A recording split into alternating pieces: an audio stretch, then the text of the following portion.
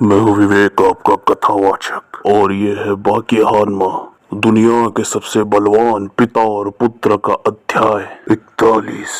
और इस अध्याय में हम जानेंगे कि किस तरीके से एक महामानव को सभी इंसानों ने मिलकर एक देवता बना दिया। लेकिन इस कथा को प्रारंभ करने से पहले मैं यह अनुरोध करूंगा कि आप मेरे चैनल की सदस्यता लें, और अगर आपने ऐसा कर लिया है तो चलिए प्रारंभ करते हैं परिचय के साथ। अध्याय 41 की शुरुआत में हम देखते हैं कि एक महिला दुनिया के सबसे बलवान बाप बेटे की लड़ाई के बीच अचानक से प्रार्थना करने लगती है, और वो ओगर कहकर यूजरों को संबोधित भी करती है। वहाँ सभी लोगों की चेतना ये समझ नहीं पा रही होती कि इनका मतलब क्या है। और वहीं दूसरी तरफ बलवान पिता पुत्र एक दूसरे के बल का आकलन करने में लगे रहते हैं। वो दोनों बलवान अपनी अपनी मुष्टिका से एक दूसरे के ऊपर अनगिनत वार करते हैं। इतने प्रहार के बाद भी एक भी हार मानने का नाम नहीं लेता, और वो लोग इसी तरह आकलन करते रहते हैं। और वहीं निकट खड़े उनके मित्र यह अनुमान लगाते हैं कि इस तरीके की मुष्टिका से अगर किसी के ऊपर प्रहार किया जाए तो वह अपने प्राण त्याग देगा। लेकिन यह बलवान पिता पुत्र अभी भी ठहरने का नाम नहीं ले रहे होते, और एक दूसरे के ऊपर मुष्टिका से वार किए जा रहे होते हैं।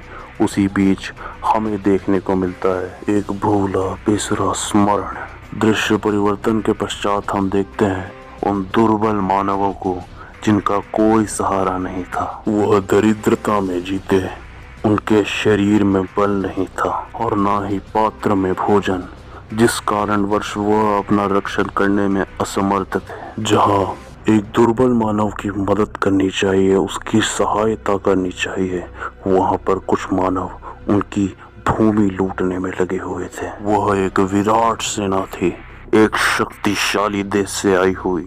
वह सेना अत्याधुनिक हथियारों से लैस थी, उनका कोई तोड़ नहीं था, और वह देश अपनी विराट सेना के साथ उन दुर्बल व्यक्तियों की भूमि को हथियाना चाहता था। उन लोगों ने मौत का तांडव मचा दिया। उस शक्तिशाली देश की सेना ने अनगिनत दुर्बल मनुष्यों का प्राण लिया।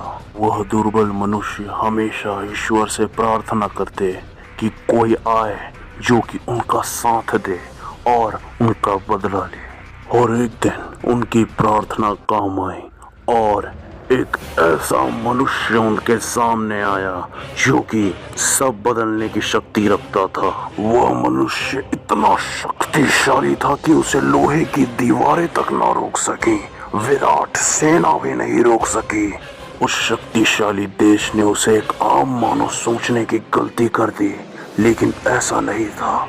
वह एक महामानव था। वह अंधेरों से निकलकर आया एक महामानव था।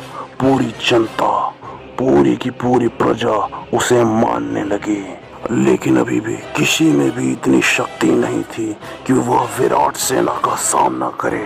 तो इसीलिए वह महामानव अकेले ही उतनी बड़ी विराट सेना का सामना करने लगा।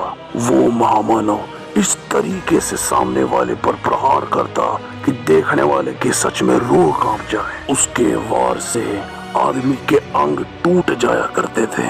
देखने वाले डर के मारे उससे दूर भागने लगते थे। वह हथियार से लैस सैनिकों की इस तरीके से प्राण लेता था कि वह किसी दैत्य के समान प्रतीत होता था। इसीलिए उस विराट सेना ने, उस शक्तिमान देश ने उसे नाम दिया ओगर। साथ ही साथ उसका शरीर एक वज्र के समान था, कठोर हीरे की तरह। पूरी दुनिया उसके नाम से भय खाने लगी। वह प्रसिद्धि की ऊंचाइयां चढ़ते जा रहा था। स्थान उसके लिए मायने नहीं रखता था। जहाँ भी दरिद्र कमजोर मानवों के ऊपर अत्याचार होता, वह वहाँ प्रकट होता। जहाँ भी दुर्बल मनुष्यों के ऊपर अत्याचार होते, वहाँ पर वह अपने शरीर के पीछे एक भयानक शैतान के चेहरे को लेकर आता, जिसके बाद तो जितनी बड़ी सेना हो कोई उसे नहीं रोक पाता। उसके बल के सामने, उसके शारीरिक बल के सामने पूरे के पूरे देश को झुकना पड़ता। उस महामानव ने बड़े बड़े मनुष्यों को अपने सामने झुका दिया, केवल अपने शरीर के बल के कारण। उसे लेकर यह भी अफवाह फैली कि वह स्वयं शैतान है जो कि नर्क से आया है और धरती में घूम रहा है, इंसाफ कर रहा है। पूरे दुनिया के राजनेता उससे खौफ खाते हैं, उससे डरते हैं। जो भी चाहिए वह उसे आसानी से प्रदान करते हैं, लेकिन वह महामानव उन गरीब, बेसहारा, दुर्बल मनुष्यों के ऊपर खर्च कर देता है। जहां उन दुर्बल मनुष्यों के लिए एक वक्त का भोजन कर पाना भी मुश्किल था, वहां ओगर के कारण, उस महामानव के कारण उन्हें सब मिल गया। तो इसीलिए वो लोग उसे भगवान की तरह पूजने लगे। वह महामानव ऐसा बल रखता जो कि पूरी दुनिया ने कभी नहीं देखा, और इसी बल को वह अच्छे के लिए प्रयोग करता। लोग उसे भगवान का तोहफा मानते थे, और ऐसे ही वह दुर्बल और बेसहारा मनुष्यों का मसीहा बनकर उभरा और बन गया एक महामानव से एक भगवान। और वो खुद भी कहता, Yes, I've grown from a man to a god.